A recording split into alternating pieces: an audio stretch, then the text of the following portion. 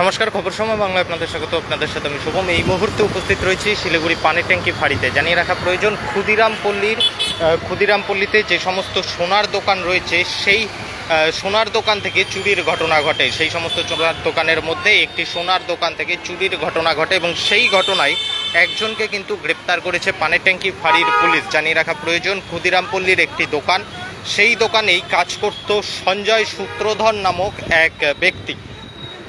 আবারও জানিয়ে রাখি, ক্ষুদিরামপল্লীর একটি সোনার দোকান, সেই দোকানেই কারিগর হিসেবে কাজ করত সঞ্জয় সূত্রধর নামক এক ব্যক্তি। কাজ করতে করতেই প্রায় 7 থেকে 8 গ্রাম সোনা, মালিকের 7 থেকে 8 গ্রাম সোনা সরিয়ে দেয় সেই সঞ্জয় সূত্রধর নামক ব্যক্তিটি। 21 তারিখ, চলতি মাসের 21 তারিখ এই ঘটনা ঘটায় সেই সঞ্জয় সূত্রধর, যার বাড়ি এখনো পর্যন্ত যা জানা যাচ্ছে সেই ব্যক্তির বাড়ি। সোনার দোকানের মালিকের সোনা 7 থেকে 8 গ্রাম সোনা সেখান থেকে সরিয়ে দিয়ে পালিয়ে যায় সেই দোকান ছেড়ে। 21 তারিখের ঘটনা।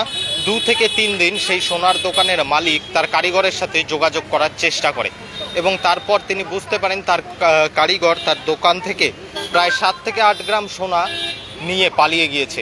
অবশেষে 24 তারিখ শিলিগুড়ি পানি ট্যাঙ্কি ফাঁড়িতে লিখিত অভিযোগ জানায় সেই সোনার দোকানের মালিক এবং সেই লিখিত অভিযোগের ভিত্তিতে ক্ষুদিরামপল্লীর সেই সোনার দোকানের মালিকের লিখিত অভিযোগের ভিত্তিতে পানি ট্যাঙ্কি ফাঁড়ির পুলিশ 24 তারিখ রাতেই নিউ জলপাইগুড়ি স্টেশন সংলগ্ন এলাকা থেকে সেই সঞ্জয়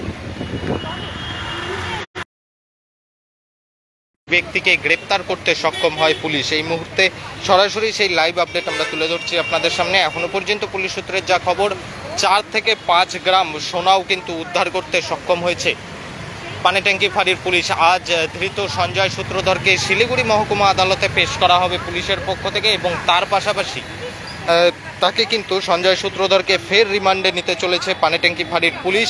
রিমান্ডে নিয়ে বাকি যে আরও 2-3 গ্রাম সোনা রয়েছে সেই সমস্ত সোনাও কিন্তু উদ্ধার করার চেষ্টা চালাবে পুলিশ। এখনো পর্যন্ত যা জানা যাচ্ছে, সব মিলিয়ে প্রায়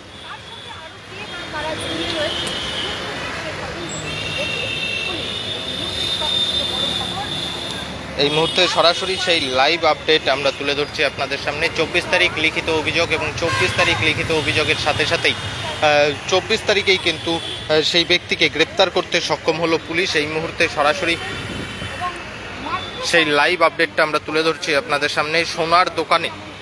সোনার দোকানে কাজ করতে করতেই মালিকের সোনা চুপ করে নিয়ে পালিয়ে যায় সঞ্জয় সূত্রধর নামক এক ব্যক্তি। শিলিগুড়ি যে ক্ষুদিরামপল্লীতে সোনার দোকান রয়েছে সেখানকার ঘটনা। মালিকের সোনা নিয়ে পালিয়ে যায় এবং সেই লিখিত অভিযোগ জমা পড়তেই 24 ঘন্টার মধ্যেই গ্রেপ্তার করা হয় ধৃতকে। 12 ঘন্টার মধ্যেই গ্রেপ্তার করা হয় ধৃতকে। উদ্ধার করা হয় 4 থেকে 5 গ্রাম সোনা এবং বাকি যে সোনাগুলি রয়েছে সেই সোনাও উদ্ধার করার চেষ্টা চালাচ্ছে পানি ট্যাঙ্কি ফাঁড়ির পুলিশ। ধৃতকে রিমান্ডে নিয়ে সেই সমস্ত কিছু উদ্ধার করার চেষ্টা চালাবে পুলিশ, এমনটা কিন্তু জানা যাচ্ছে। এই মুহূর্তে সরাসরি সেই লাইভ আপডেট আমরা তুলে ধরলাম আপনাদের সামনে।